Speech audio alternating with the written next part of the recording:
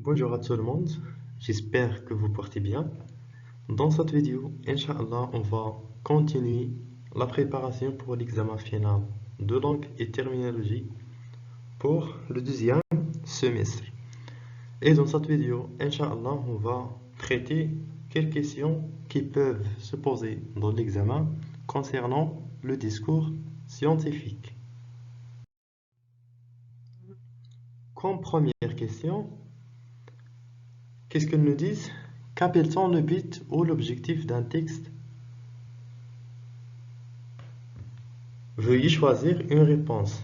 Est-ce que c'est le type, le genre ou bien le domaine? L'objectif d'un texte, on l'appelle le type, car l'objectif d'un texte qui détermine son type. يعني l'objectif ديال النص هو اللي يحدد لنا le type ديال النص de texte. L'auteur d'un texte informatif n'utilise pas un ton neutre, des références, des statistiques, des citations, si témoigne personnel, un vocabulaire dénotatif. La vraie réponse c'est C. Les témoignes personnels. Trouvez l'énoncé qui est faux. Le sens dénotatif d'un mot. Veuillez choisir une réponse. Est-ce que c'est le sens figuré de ce mot, c'est le sens véritable de ce mot, ou bien est le sens employé de façon objective? La vraie réponse est le sens figuré de ce mot. Reliez chacune des catégories du texte informatif citées ci-dessous avec sa définition. Sert à confronter les objectifs des personnes ou des événements entre les uns. C'est la catégorie de la comparaison. Sert à identifier une relation causale entre les idées. Cette catégorie, on l'appelle les causes et les effets. Présente une liste d'éléments reliés entre eux par un point commun. C'est l'énumération.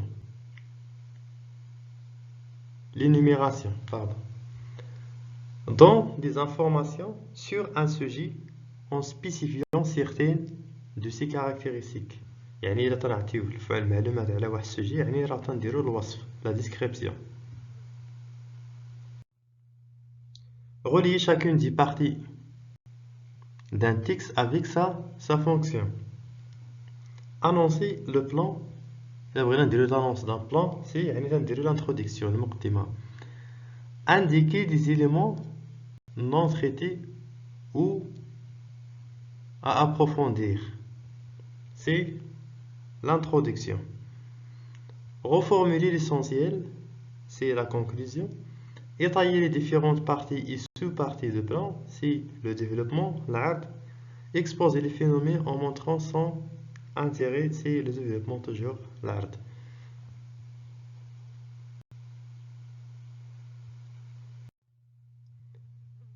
Faites correspondre chaque type de texte à sa fonction. Le texte explicatif, c'est-à-dire faire saisir, prescriptif, recommander, prédictif, prévoir, descriptif, c'est peindre.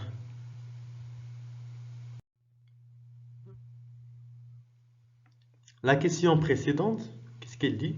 Associer chaque procédé à sa définition. La première phrase, il s'agit de la reprise d'une explication sous une forme différente, c'est-à-dire la reformulation. تنديرو إعادة الهيكلة, la reformulation. يعني la phrase ou bien واحد l'explication تنديرو la reformulation, تنقولو بطريقة أخرى. Illustration de propos par une application concrète, c'est l'exemple. L'exemple, illustration ou bien l'exemple. Il consiste à donner le sens d'un mot à l'intérieur d'un texte, c'est-à-dire la définition. Là, بغينا نعطيو المعنى ديال الكلمة اللي كاينة في النص يعني تنعرفوها. La question suivante, relier chaque type de texte avec sa fonction. Le texte explicatif, faciliter, rendre accessible. Le texte prédictif, prévoir, spéculer. Le texte prescriptif, c'est proscrire, interdire. Donc, chaque type de texte il a une fonction donnée. À quel type de texte renvoie chacune des caractéristiques suivantes? Fréquence du futur et ou le conditionnel, verbe et expression d'incertitude, c'est un texte prédicatif. On va chercher le futur et le conditionnel. Analyse, reformulation, illustration, c'est un texte explicatif. Débat d'idées, réfutation, une idée, c'est injonctif. Fréquence de l'impératif, de l'infinitif et présence de demande, sollicitation, c'est un texte argumentatif. Trouvez l'énoncé qui font l'objectivité dans un texte, c'est l'absence d'interpellation de lecture, un énoncé de faits réels et vérifiables, l'emploi d'un vocabulaire expressif, l'emploi de la forme impersonnelle, c'est la vraie pensée, l'emploi d'un vocabulaire expressif. Donc, il utilise des expressions pour faire la fonction d'objectivité.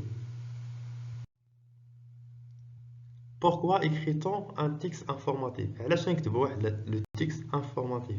Veuillez choisir au moins une réponse. Pour rapporter de nouveau, pour répondre à un besoin de compréhension, pour rapporter de nouveau en allant vers le fond de la question, pour présenter des faits au lecteur. Les deux vraies réponses c'est A et D. Pour rapporter de nouveau et pour présenter des faits aux lecteurs.